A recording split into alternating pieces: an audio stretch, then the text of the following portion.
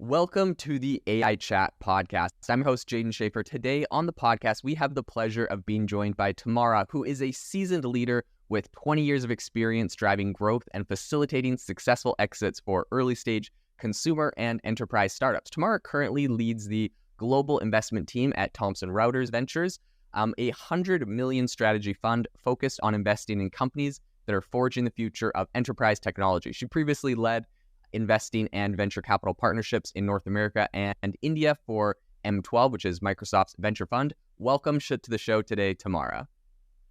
Hey, Jaden. Glad to be here. Super excited to have you on the show. Something I would love to kind of kick this off with is, asking you a little bit about your background and your journey. Was, venture investing, was this always something that you were interested in? Is this something that you kind of discovered throughout your career? Tell us a little bit about your background and what brought you here. Yeah, no, I definitely wasn't someone who said, I'm going to go, or I want to be a venture capitalist, or that's the direction I'm going to go. Okay. I had done 6 startups, with the last one being sold to Microsoft, but fortunately had, several exits prior. And I think I just was much more addicted to being at a small company and, going through that journey each time. So I think people kind of pushed me into it in a good way.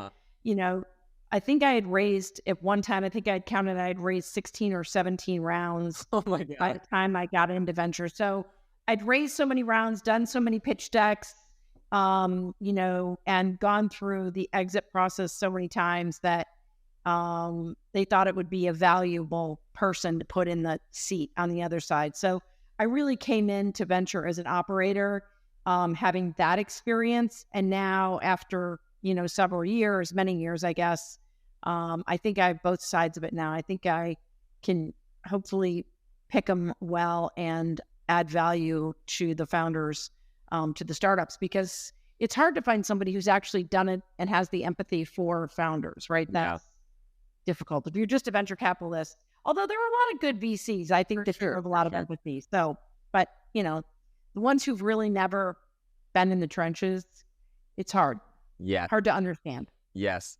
So that's super fascinating. And I love that you have that background in startups. Obviously, this was something you are, very good at and you did for a long time. And I think that's definitely going to be helping you pick winners in today's environment. Something that I'd be really curious, just based on your background and what you're doing now. What are some of the kind of key factors that you look for when investing, and specifically in AI-driven kind of enterprise technology companies, right? Like this is a big shift we're seeing today in startups is kind of the integration of AI. So what are some of the key factors that you look for when investing in those companies? You know what? It doesn't change that much if you're looking for AI or if you're looking for just good companies. Generally speaking, I've invested in SaaS, both on the consumer side and on the enterprise side. So if you think of it from AI, it's always team first. Who came up with this idea? Who developed the tech? And how strong are they, right? And can they, get it to the end game of a venture bet, right? So I think first and foremost, it's the team. And in AI, that might even be more important. I don't know how much more important it can be, because I think it's critical in every company, but the technical skills and the background and the understanding of how to apply AI to whatever problem it is they're trying to solve is pretty important, right? So they've really got to have that, background in machine learning and data science, understanding how to apply that tech. Okay. Yeah. I think those are some really, really important elements to look at for sure.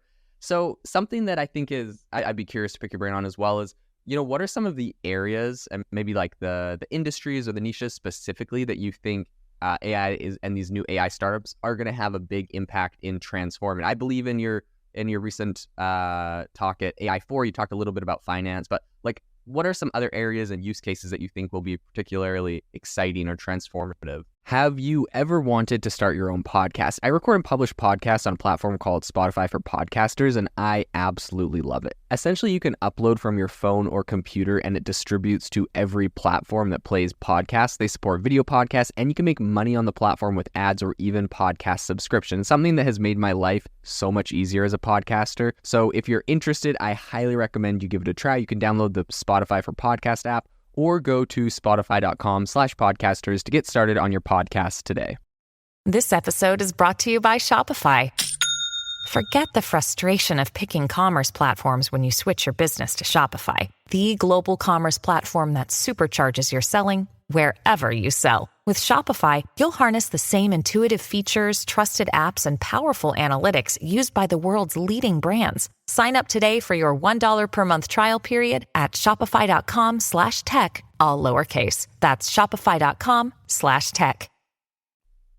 Yeah. And as the fund for Thomson Reuters, we actually are kind of in three sweet spots. They're all theses that we focus on, and we have solutions in the market in those categories. So legal, which we know there's a big focus in legal AI and legal tech applied, AI applied to legal.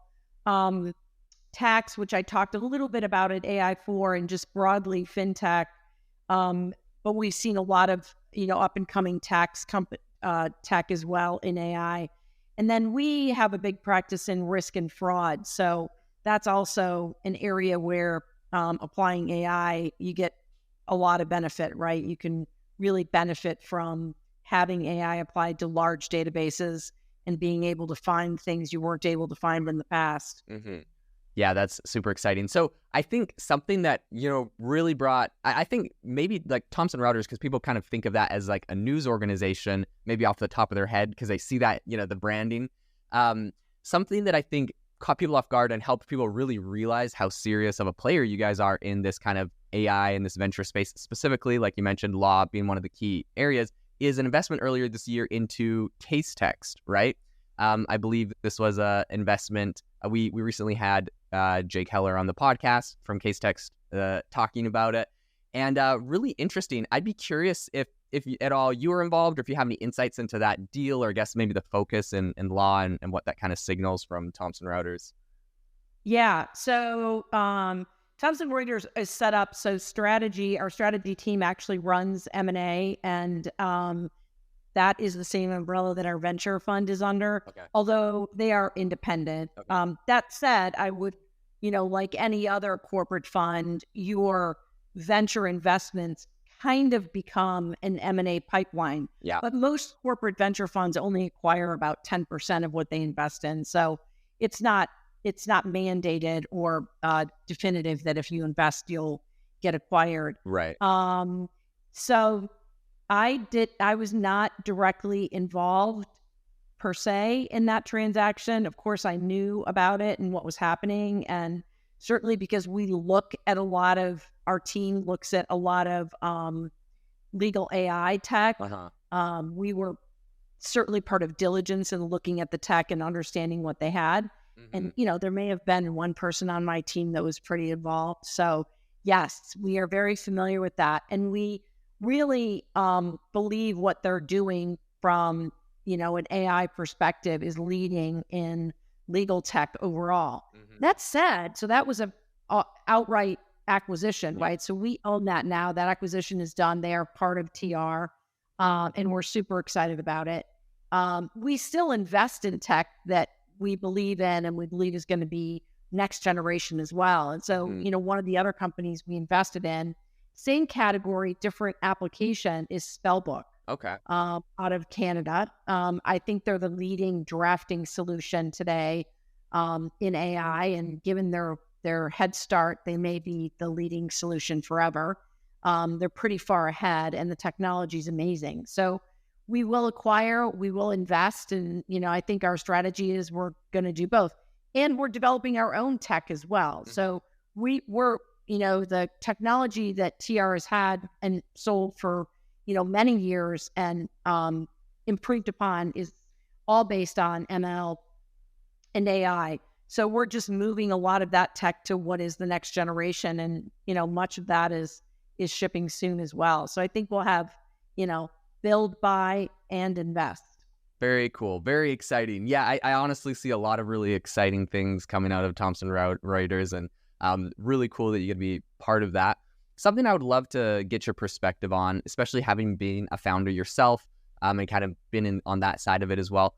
What are some common pitfalls you feel like perhaps today some AI companies are falling into, and maybe how can they avoid those? Well, mostly on the investing side, I think it's the same thing that happened in 2021, right? Over raising. I read something earlier this week, and I should have written it down. And I didn't think I was going to bring it up on this podcast, but somebody said bootstrapping is cool again, and I'm like, when was it not cool? The first startup I did was a company called software.com, and no, we didn't sell software. It was actually an email company, so they built the infrastructure to allow for more than 5,000 domains on as your email domain. Because if you recall, back in the day, you could only have so many email addresses with the same domain. There was a limitation. I believe it was Microsoft's limitation. And software.com, they came up with an amazing solution that allowed large internet service providers to have as many email addresses as they wanted under the same domain. Very cool. But what was interesting is it was completely bootstrapped, right? Went public in 99, did extremely well, merged with another company. And so I'm thinking to myself, what do you mean? Bootstrapping is always cool because you're not giving up any of your company. You're maintaining the equity amongst the founders and the employees, which what better situation could you have, especially if you know and believe the company is going to be successful.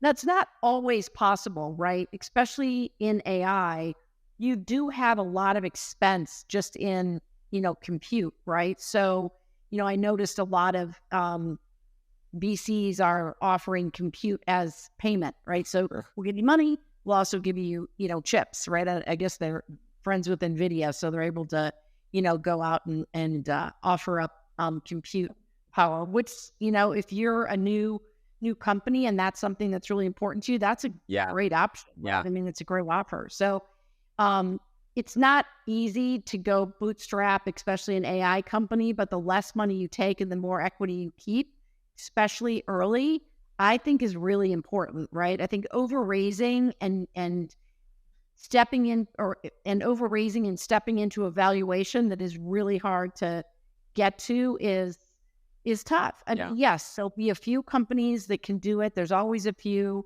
but for those that are going to take a little longer to get there to, you'll get to the point where the valuation is so high, you're going to end up doing a down round. And that's where we're at from 2021. Yeah. Many of those companies are either selling or doing a down round because they have no choice, right? Yeah. So I would say that's, in AI right now, people are willing to pay up. And while it's good because you don't have to take as much dilution, I would be careful. Take the least amount of money you can take. I love that. That's interesting because, of course, that's definitely contradictory advice to what some people would say, which is, just get as much as you can. So I think that is really great advice. Something I'd be curious to pick your brain about and ask about is, based off of what you're seeing, like, how do you see kind of AI evolving in the enterprise sector, specifically maybe law and maybe taxes, some other areas you're focused on, but like over the next 5 years, what are some of the shifts and changes you think we're going to be seeing? I think a lot of the repetitive tasks that can be you can apply AI to them very easily. Those are going to be the first to take advantage of it, right? Because they're low risk. So you can use AI to solve, repetitive problems. So I think, customer support is a good example where you could, replace some of that early stage customer support with AI. I mean, legal is a great example because there's drafting is a perfect place for you to apply it, right? You're looking at it, but it's giving you examples and taking data that the firm has internally and using it against new contracts. It's interesting because, when Spellbook first came out with their solution last, I guess, October, November, some of the feedback they got when we were talking to them early on was that the early stage lawyers, right, first, second year, you spend a lot of time, senior partners and senior lawyers in the firm spend a lot of time training them and teaching them about the ways of the law firm and how they approach different types of contract drafting and et cetera. But by having this drafting tool, you're actually taking in a bunch of content from your firm, right? So it's building a model around how your firm does it, and it's giving suggestions to that new lawyer on how to, write the best contract, come up with some different alternatives on, getting it done without having to go back and ask somebody at a senior level. So it saves a lot of time from that perspective. And I think it speeds up the training, which I don't think originally was part of the value proposition, right? It speeds up contract drafting. It gets more work done faster. It's more accurate. You have better examples. All of that was kind of the reasoning behind applying AI to drafting, but the learning part of it has turned out to be really great as well. So I think that is interesting. And I think that exact same example applies to tax, right? Tax is even probably going to accept it more because that area, if you think about accountants, there just aren't enough of them, right? There aren't enough new accountants, a lot of accountants retiring and not enough new ones going into the business. So just trying to augment some of the work, I think is going to be pretty important in tax. So those are going to be, I think, easy wins. And then there'll be a lot harder, a lot harder things that people are, more fearful about. And like, is it going to, give me the right answer? Is it going to hallucinate? In the end, AI is as accurate as its data source. So it really depends on what model, what did the model use to build the model, right? What data source did it use? Not what did the model use? Not even Friday. But that, I think, is really important, right? Because if you're using a closed data source that the data is accurate, you're not going to have an issue with the wrong answer. Or you shouldn't, right? If you're just scraping the whole internet and asking a question, it's not going to be right all the time. Yeah. I think that's really insightful, and it's so many exciting things that are happening. And the thing I also tell people a lot, right? Like when people kind of bring up the concern like of inaccuracy in AI models and whatnot, is like there are things that are not perfect today 100%. This is a very new and like exciting technology, but I think when people discount the power of AI and what it's capable of because of perhaps where it is today, I'm just like, look at how far it's come. Like eventually some of these small things where it's not perfect at this or that, like those will all get fixed, those will all get solved. Yeah. We've come so far now. These are some of the small areas. So I think I see like sometimes people that are like doubters or haters on AI are like, it's just not there yet.